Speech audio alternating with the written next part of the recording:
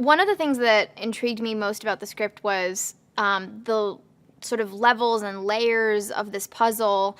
And I mean, I had to read it twice to even, follow a lot of the sort of mystery as it gets unveiled. And I think those kinds of movies where there's so much going on that you can pick up more and more if you watch it a few times are really exciting.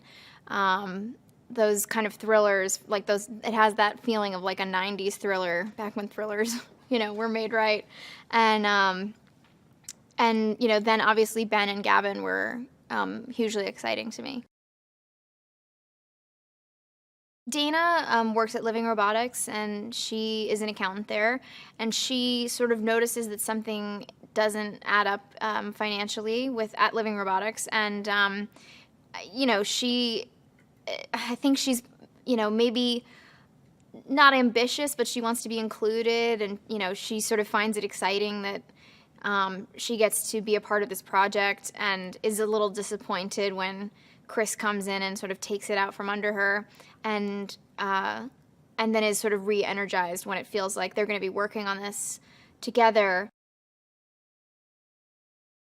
When I meet Chris, I just think he's sort of a dorky accountant, but if you're an accountant, you've encountered plenty before. So even though he is behaviorally a little strange, I don't think I'm all that shocked by it, but I'm sort of intrigued by him because he seems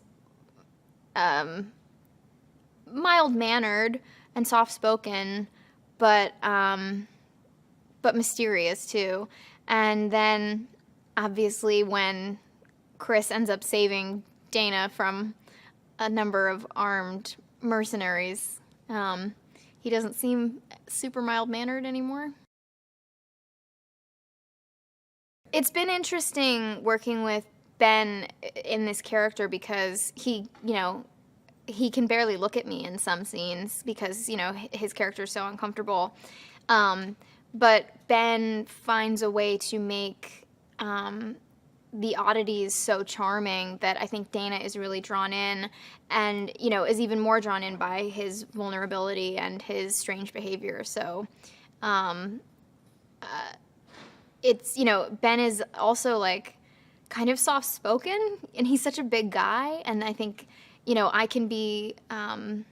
can project and I can be quite shrill occasionally, even though I'm quite small. So I think there's something about that also makes me feel closer to him, that he's physically so different from Dana, but he's the one who's sort of, emotionally feels like he needs to be protected. I've only ever worked with one or two other people who remind me of Gavin. It's this fascinating thing because he's got so much testosterone and he's such a dude, and like Gavin and Ben get so excited about, the action sequences and, the sort of the guns and the toys of it all. And then, Gavin has this unbelievable reverence for the emotional content, and especially for Chris and Dana. He takes it all so seriously, but he has a lot of joy